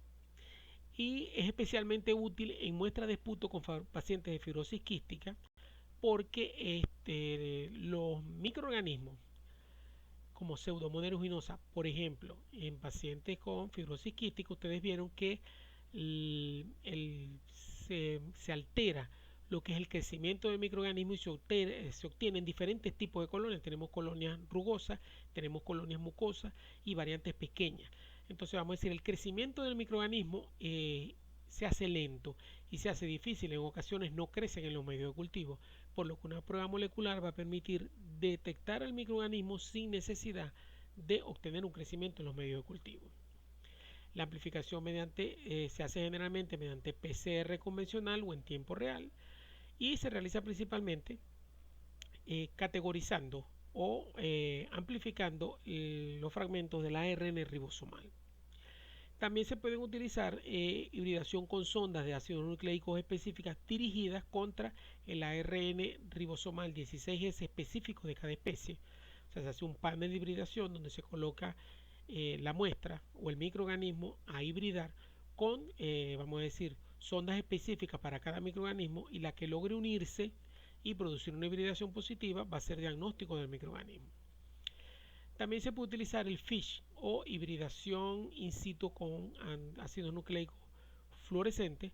Es una técnica bastante sensible y específica en el caso, por ejemplo, de Pseudomonas aeruginosa. Entonces, estos son los diferentes métodos moleculares que tenemos alternativos también para el diagnóstico, que no depende básicamente de un cultivo bacteriológico. También es probable detectar antígenos urinarios que se concentran en la orina del paciente. O sea, el microorganismo cuando crece o cuando se desarrolla produce una gran cantidad de antígenos que son liberados al torrente sanguíneo, que posteriormente son filtrados y concentrados a nivel del riñón, y es lo que permite entonces utilizar estas técnicas para detección de antígenos urinarios, al igual que se utilizan por ejemplo para Streptococcus pneumoniae o se utiliza también por la Legionella neumófila. Entonces son técnicas que se basan en la aglutinación con partículas de látex, tienen escasa sensibilidad, apenas un 62%, en orina concentrada por centrifugación y 17% en orina cuando no se centrifuga. O sea que la sensibilidad de los métodos son bastante bajas, por lo que no se recomienda, vamos a decir, su utilización de rutina no se ha implementado debido a su baja sensibilidad. El inmunoensayo enzimático, o el ELISA, tiene una sensibilidad un poquito más alta, del 71%. Se utiliza también la fluorescencia directa con anticuerpos, tiene una sensibilidad del 66%, o sea, tiene baja sensibilidad, pero una muy alta especificidad, lo que quiere decir que una prueba positiva es realmente positiva porque tengo 99.5% de sensibilidad, pero en una prueba negativa, como la sensibilidad es muy baja, no es confiable. O sea, es confiable el resultado positivo, pero no el resultado negativo. Y se han reportado muchas reacciones cruzadas con patógenos urinarios como por ejemplo Escherichia coli y Klebsiella pneumoniae por ELISA, y las reacciones cruzadas son peor todavía cuando se trabaja con aglutinación con partículas de látex, por lo que generalmente estas pruebas de detección de antígenos urinarios no se utilizan de rutina por baja sensibilidad y por el alto número de reacciones cruzadas que dan con patógenos urinarios tradicionales como Escherichia coli, que se aísla básicamente en el 80-90% de las infecciones urinarias. En cuanto al aislamiento, sus condiciones de incubación son importantes. Ellas crecen generalmente a las 24 horas, pero hay ciertos géneros o ciertas especies que necesitan 48 horas para crecer. Ellos crecen en aerobiosis a 35 grados centígrados, la mayoría de los géneros. Algunas especies de Pseudomonas no eruginosas, como Pseudomonas fluorescens, pútida y Orisiavitan, crecen o tienen la capacidad de crecer a temperaturas inferiores a los 30 grados centígrados. Recuerden que son microorganismos que se pueden desarrollar en el ambiente a temperaturas inferiores a la temperatura de 37 grados. En cuanto al aislamiento de Pseudomonas aeruginosa, fíjense que se puede utilizar ciertos medios diferenciales para microorganismos y selectivos, como son el agar cetrimide o pseudocel. Es un medio selectivo para el aislamiento de Pseudomonas aeruginosa que favorece la producción de un pigmento que es capaz de producir el microorganismo que se conoce como piocianina. Tenemos el Pseudomonas agar F, que es un agar que se utiliza para induce la producción de fluoresceína, que es un pigmento fluorescente que es capaz de producir Pseudomonas aeruginosa, o Pseudomonas agar P, que es un medio de cultivo selectivo que favorece la producción de piocianina. Fíjense que en este caso aquí está la producción de fluoresceína. Si iluminamos esto con una lámpara fluorescente, vamos a ver que todo esto se hace fluorescente, producto de ese pigmento fluorescente. Mientras que de este lado tenemos la piocianina, que es un pigmento de color azul. Y tenemos también agares selectivos para el aislamiento de Pseudomonas. En cuanto a Burkholderia cepacia, existen también medios selectivos específicos para ellas, como son el agar PC, que es un medio selectivo para el aislamiento de Burkholderia cepacia en pacientes con fibrosis quística. Entonces inhibe el crecimiento del resto de los microorganismos de la flora normal, favoreciendo el crecimiento de estas colonias que son características de Burkholderia cepacia. Tenemos también el agar OFPBL, que es un medio también selectivo para aislamiento de este microorganismo en pacientes con fibrosis quística. O sea, son medios selectivos diseñados específicamente para el aislamiento de este microorganismo, especialmente en pacientes con fibrosis quística. En cuanto a Burkholderia pseudomallei, hay medios específicos para ella, como son el agar Ashdown y el agar BPSA, que es agar selectivo para Burkholderia pseudomallei, desarrollando en cada uno de ellos estas colonias típicas. En cuanto a la identificación específicamente de Pseudomonas aeruginosa, hay algo muy importante, que es la producción de pigmentos por parte del microorganismo. Los miembros del grupo fluorescens de Pseudomonas aeruginosa pueden producir pioverdina, que es un pigmento fluorescente bajo luz ultravioleta de longitud de onda baja o corta. La mayoría de las cepas de Pseudomonas aeruginosa puede producir también un pigmento azul conocido como piocianina, excepto los aislados de pacientes con infección crónica por fibrosis quística que no producen este pigmento. Las condiciones limitadas de hierro, o sea, cuando hay deficiencia de hierro en el medio donde crece el microorganismo, la producción del pigmento piocianina, que es el pigmento azul, el cual actúa como un sideróforo en el sistema de captación de hierro de la bacteria. Entonces, cuando yo quiero favorecer la producción de piocianina, coloco al microorganismo en un crecer en un medio de cultivo que tenga escasas concentraciones de hierro. Pseudomonas aeruginosa puede producir también pioverdina y piocianina al mismo tiempo, que es cuando produce, vamos a decir, la pioverdina, que es el pigmento fluorescente, que es como de color amarillo, con piocianina, que es el pigmento azul. Son los dos principales pigmentos que produce y los produce de manera simultánea, y es cuando yo veo un color verde característico en los aislados de Pseudomonas. Entonces, yo puedo producir pioverdina o fluoresceína, que es un pigmento amarillo verdoso o amarillo marrón, soluble en agua, que fluoresce de color azul verdoso cuando se expone a luz ultravioleta. También puedo producir piocianina, que es un pigmento soluble en agua de color azul verdoso, piomelanina, que es un pigmento difusible de color marrón o negro, piorubrina, que es pigmento de color rojo. Entonces aquí tenemos piorubrina, por ejemplo, que es el pigmento rojo. Y cuando Pseudomonas aeruginosa produce piocianina y pioverdina al mismo tiempo, se observa un color verde brillante característico que diferencia a esta especie del resto de los miembros del grupo fluorescente. Acá podemos observar los diferentes pigmentos producidos por Pseudomonas aeruginosa. Fíjense, esto que tenemos acá es pioverdina expuesta a luz ultravioleta, donde podemos observar que la fluoresceína me emite un color verde azulado, brilla con luz ultravioleta. Y acá tenemos la misma pioverdina o fluoresceína, pero observado a luz visible. Acá tenemos piocianina, que es de color azul. Acá tenemos piorubrina de color rojo y piomelanina de color marrón. Son básicamente los pigmentos que puede producir Pseudomonas aeruginosa. Acá los pueden ver: pioverdina, piorubrina, piomelanina. Entonces son todos los pigmentos que puede producir un aislado de Pseudomonas aeruginosa. Incluso en ocasiones no produce ningún tipo de pigmento, como lo podemos ver acá.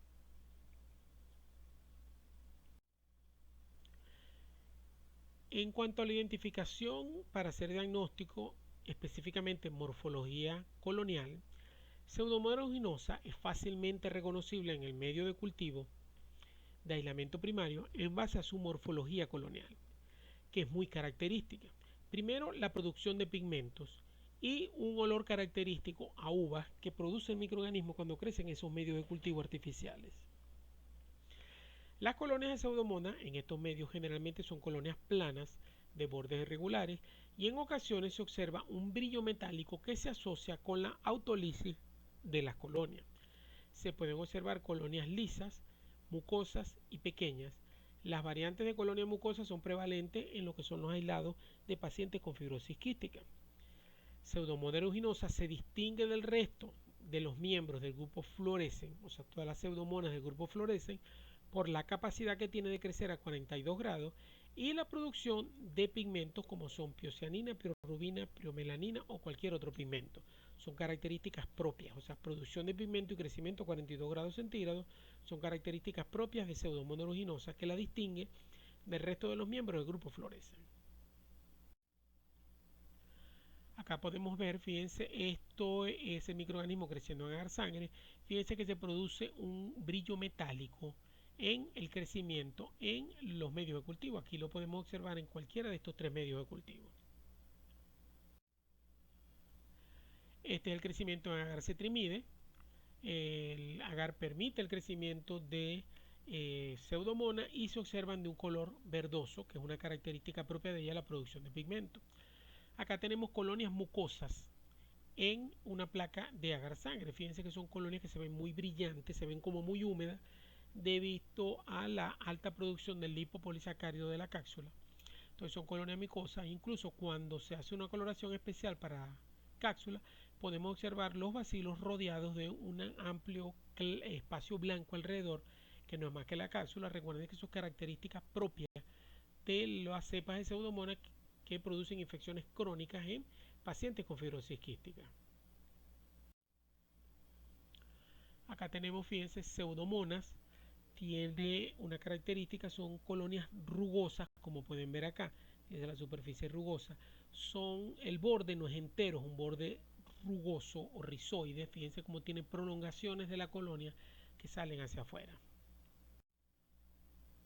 Acá la podemos observar mejor de cerca, colonias rugosas con prolongaciones que salen hacia el exterior de la colonia. Acá las tenemos también. Fíjense, aquí yo tengo un cultivo mixto, tengo Pseudomonas, que son estas colonias grandes. Esto pudiera ser un estafilococo, una colonia amarilla, beta hemolítica. Y acá tenemos otro microorganismo, probablemente un coco gran positivo por la morfología colonial. Acá tenemos, por ejemplo, una placa con un cultivo mixto donde yo puedo observar una colonia mucosa grande fermentadora de la lactosa, esta que está acá, y colonias diminutas o más pequeñas no fermentadoras. Como en este caso podemos observar, estas son las colonias de Pseudomonas, mientras que estos son dos enterobacterias como son Escherichia coli y Klebsiella pneumoniae. En el diagnóstico, básicamente nos basamos en la prueba de la oxidasa para diferenciar a todos los miembros de este grupo. Y se dividen en los bacilos gram negativos no fermentadores de glucosa, oxidasa positiva, donde tenemos Pseudomonas, Burkholderia, Stenotrophomonas, Pandorea, Ralstonia, Cuprea vidus, Ácido borax, Brebundimonas, Comamonas y Delptia. Estos son los géneros que dan la prueba de la oxidasa positiva. Para el diagnóstico e identificación de las especies de Pseudomonas podemos observar que, por ejemplo, esto que está acá en el recuadro verde son las del grupo fluorescen, mientras que estas son las del grupo no fluorescen. Entonces, características distintivas: Pseudomonas aeruginosa, por ejemplo, crece a 42, reduce los nitratos a nitritos. Fíjense que la característica diferencial importante es el crecimiento a 42 grados centígrados. Otra característica que podemos utilizar es la reducción de nitratos a nitritos, que es una característica compartida con Pseudomonas veroni, pero que el crecimiento a 42 me la diferencia. Otra característica importante es la producción de pioverdina y de piocianina. Pioverdina la pueden producir varias especies del grupo Florese, mientras que la piocianina básicamente la produce únicamente Pseudomonas aeruginosa. Y el crecimiento en acetamida, que es positivo para Pseudomonas aeruginosa y negativo para el resto de las especies de Pseudomonas. Entonces estas pruebas, toda esta batería bioquímica nos confirma la identificación, y estas que tenemos en el recuadro rojo nos van a permitir hacer una diferenciación. En cuanto a Pseudomonas fluorescens y pútida, tienen la característica de que ellas no reducen los nitratos a nitritos. Ellas dan la prueba de la gelatina positiva, fluorescen la dan en un 100% de los casos, mientras que pútida no lo hace nunca. Son capaces de utilizar la silosa ambas, y solo fluorescen, utiliza la sucrosa en el 48% de los casos, mientras que pútida no lo hace. Otra característica importante: Pseudomonas fluorescens crece a 4 grados centígrados, mientras que Pseudomonas pútida no lo hace. Entonces eso nos permite diferenciar estas dos especies, fluorescens y pútida. Y en cuanto a Pseudomonas veroni, Monteili y Moselli, podemos observar que Pseudomonas veroni es la de las tres, es la única que reduce los nitratos. La gelatina la da positiva Moselli, y la utilización de la silosa solo lo hace veroni.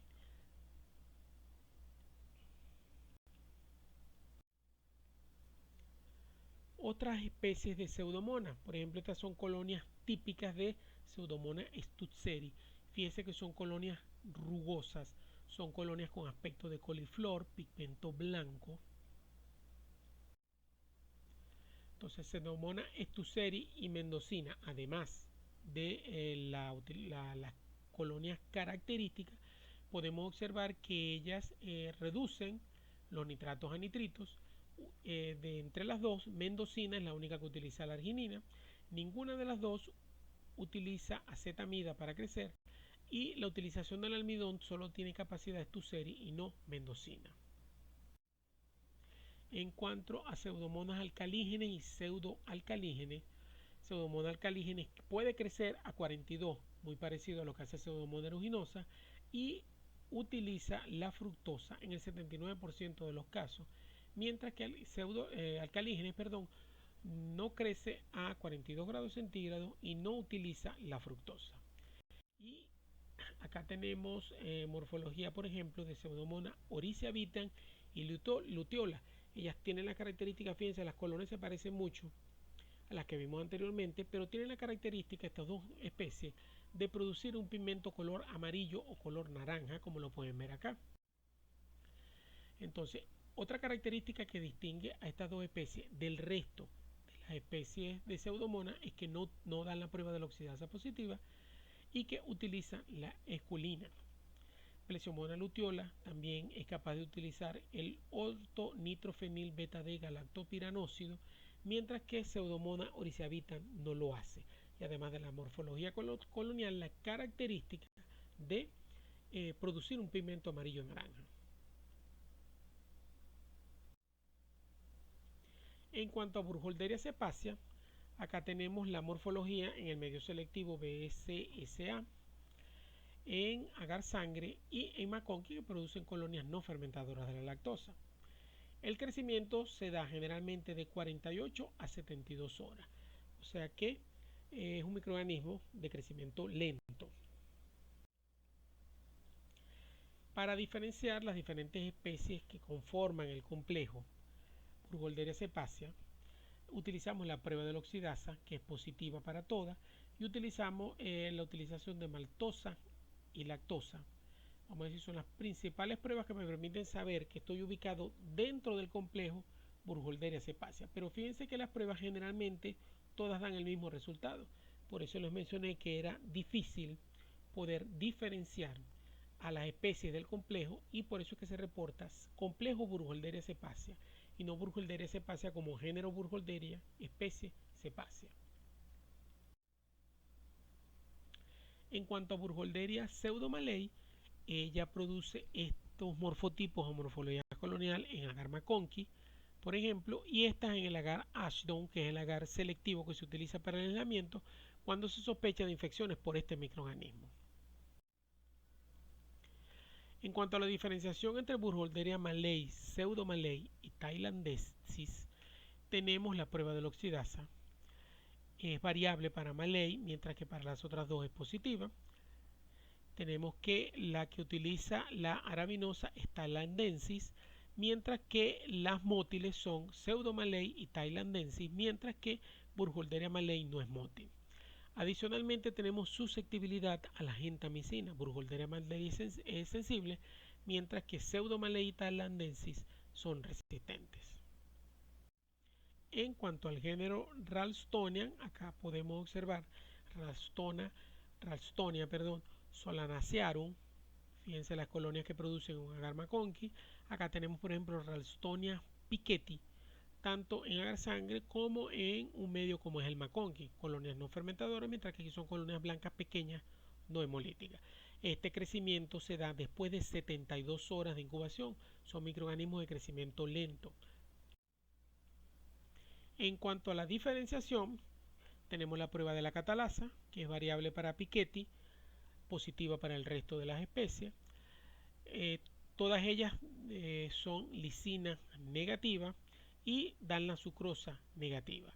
Entonces, con estas pruebas bioquímicas que tenemos acá, podemos más o menos tratar de diferenciar las diferentes especies dentro del género Ralstonia y del género Cupriavidus.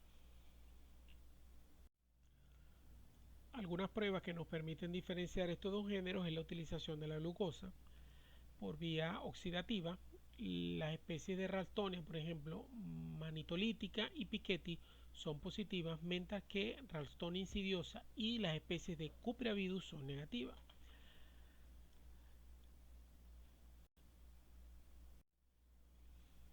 En cuanto a Acidoborax Prebundimona, Delftia, Comamona y Stenotrophomonas, acá tenemos algunas características que nos permiten diferenciarlas.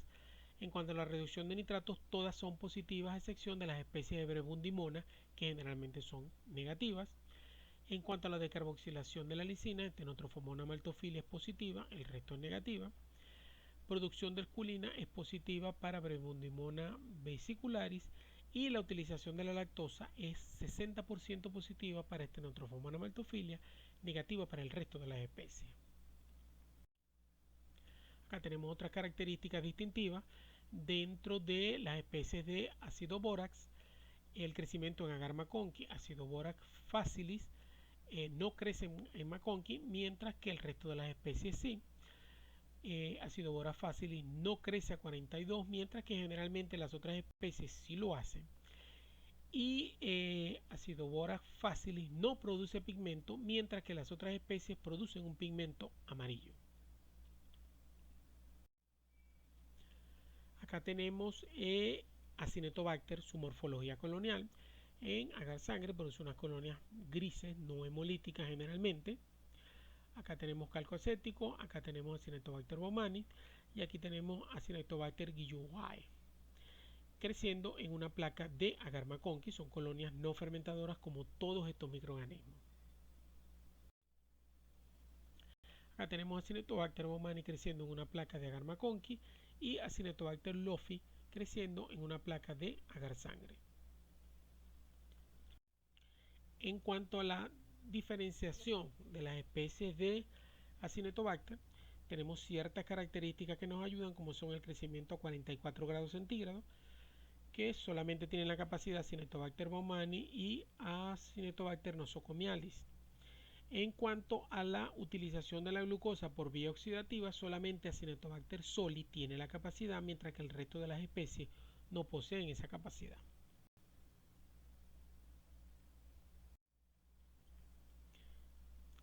Dentro de los bacilos gram negativos oxidasa positiva, tenemos otros que son oxidasa positiva, indol negativa, trixina negativa.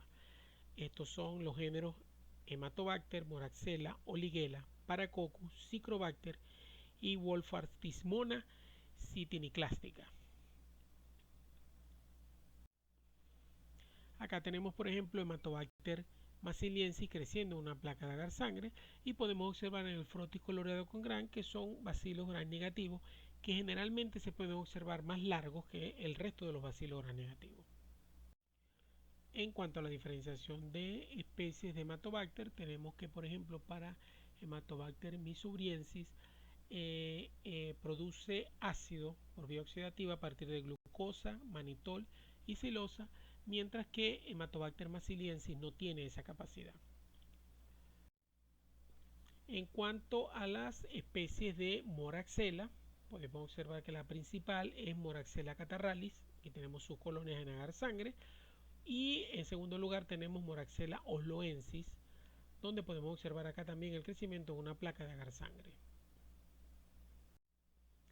Para la diferenciación de especies utilizamos pruebas como alcalinización del acetato y susceptibilidad a desferriosamina. Estas dos pruebas nos permiten diferenciar más o menos ambas especies, y la producción de gelatinasa y Twin 80 estereasa es una característica única de Moraxella lacunata, que la diferencia del resto de la especie. En cuanto al género Oliguela, tenemos Oliguera uretralis. Pueden observar el crecimiento acá en una placa de agar sangre. Pueden ser colonias hemolíticas o no hemolíticas, generalmente de color blanco. Para la diferenciación de las especies de Oliguela, podemos utilizar la prueba de fenilalanina deaminasa, que es negativa para Oliguela uretralis, y la prueba de ureasa y nitrato reductasa, que es positiva también para Oliguela uretralis, mientras que para la otra especie es negativa.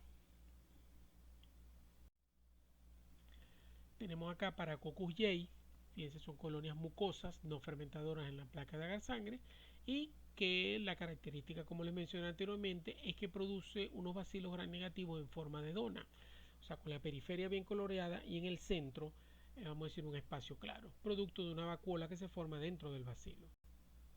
Estas son características muy distintivas de microorganismos que ayudan en su identificación. Tenemos acá Cicrobacter fenilpirubicus y Cicrobacter sanguinis, ambos creciendo en agar sangre. Son microorganismos de crecimiento lento, necesitan 48-72 horas para crecer y producen colonias pequeñas en los medios de cultivo. Para la diferenciación de las diferentes especies de Cicrobacter, tenemos en primer lugar, por ejemplo, utilización de la glucosa, que es positiva para Cicrobacter fecalis y negativa para el resto de las especies, y lo mismo sucede con la utilización de la silosa, es positiva para Cicrobacter fecalis y negativa para el resto de las especies. Acá tenemos Wolffartimonas sitiniclástica. Acá tenemos la morfología colonial, fíjense, son colonias mucosas, grises, sin ningún tipo de pigmento y generalmente se observan como bacilos cortos o cocobacilos gram negativos. En ocasiones los podemos observar incluso como formas cocoides. Ahora tenemos los bacilos gram negativos que son oxidasa positiva, indol negativo, trixina positiva, donde tenemos estos que están acá, como por ejemplo Alichihuanella fetalis, Inquilinus limosus, tenemos el género Miroides, el género Crobacter, Panonibacter fragmitetus, Pseudocrobacterum, que es un género, en la especie Rhizobium radiobacter, el género Chihuanella, Sphingobacterium y Sphingomona. Entonces todos estos géneros y especies tienen estas características que están acá. Acá tenemos Inquilinus limosus. Fíjense, las colonias que produce son colonias bastante mucosas en el medio de agar sangre.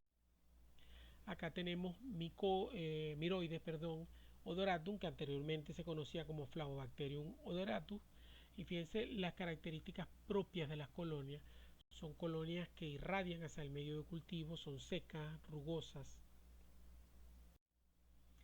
Acá tenemos colonias de Rhizobium radiobacter, donde podemos observar las colonias características tanto en agar sangre como en una placa de McConkey.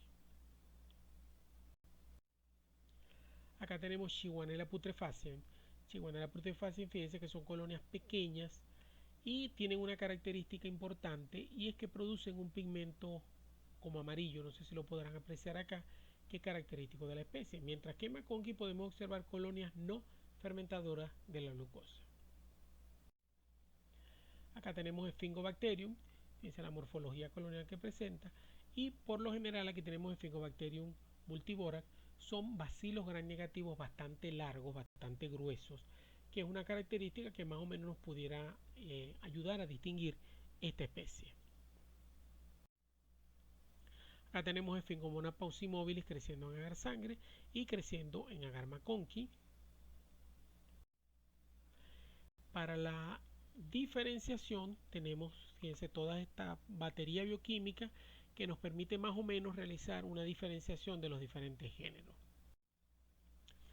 Tenemos acá bacilos gram negativos, oxidasa positiva, indol positivo, donde tenemos Balneatrix alpica, Bergeyella zoelcum, el género Chrysobacterium, Elisabethinia, tenemos Empedobacter brevis, Sphingobacterium misutai, Wautiercella falsensi y Wixella virosa.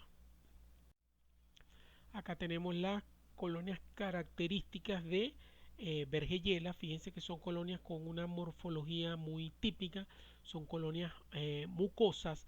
Fíjense que se observa como la colonia en el centro y un halo del microorganismo creciendo hacia la periferia, como lo pueden observar acá. Y son colonias altamente mucosas, tipo chicle, que uno toma la colonia y se estira, y son difíciles de tomar. Bueno, eso es una característica de Bergeyella zoelcum. Acá tenemos Chrysobacterium indológenes, fíjense, creciendo en agar sangre. Son colonias que desarrollan un pigmento amarillo, al igual que Chrysobacterium gleum. Acá tenemos a Elisabethinia meningoséptica creciendo tanto en agar sangre como en agar McConkey. Wautiercella falseni creciendo en placas de agar McConkey. Fíjense, son colonias no fermentadoras de la glucosa. Wixella virosa. Wixella virosa, fíjense, son colonias con un pigmento amarillo. Son colonias, vamos a decir, secas, cremosas, muy parecidas en ocasiones a las colonias de las levaduras. Para la identificación tenemos estas pruebas bioquímicas que nos permiten más o menos diferenciar los diferentes grupos de microorganismos. Tenemos también bacilos gram negativos con la capacidad de producir pigmento rosado, que son estos géneros: Azaya, Azospirillum, Rociomonas y Metilobacterium. Fíjense, aquí las tenemos. Metilobacterium radiotolerans, fíjense el color o tinte rosado que producen en el medio de cultivo, igual que lo hace Rosomona gilardi en una placa de agar sangre. Y para su diferenciación tenemos estas pruebas bioquímicas que podemos utilizar para más o menos tratar de separar o colocar el nombre al microorganismo. Además de los sistemas convencionales basados en pruebas bioquímicas tradicionales, hay sistemas comerciales de identificación como son por ejemplo el API NF, un API diseñado para identificación de bacilos gram negativos no fermentadores de la glucosa. Tenemos el panel de Rapid ID, por ejemplo, que se puede utilizar para la identificación, y estos equipos vamos a decir, que se basan en respuesta metabólica, vamos a decir, estos paneles de pruebas bioquímicas no se utilizan para el crecimiento del microorganismo, sino que el microorganismo se coloca en un inóculo lo suficientemente alto para que una vez que entre en contacto con los diferentes sustratos de la prueba, metabólicamente el microorganismo degrade y me dé los colores. Estos son sistemas que son muy buenos para el aislamiento e identificación de cepas asociadas a fibrosis quística. Mientras que sistemas automatizados como el Vitex y el Microcam son sistemas que no son buenos para el aislamiento e identificación de microorganismos, específicamente Pseudomonas burkholderia o Stenotrophomonas, provenientes de pacientes con fibrosis quística.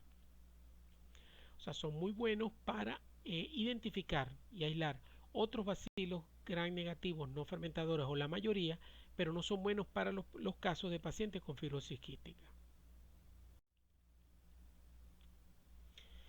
En cuanto a la tipificación, en el caso de Pseudomonas aeruginosa, existen métodos fenotípicos como la determinación del lipopolisacárido O, y hay diferentes métodos fenotípicos que se utilizan como son el polimorfismo de restricción,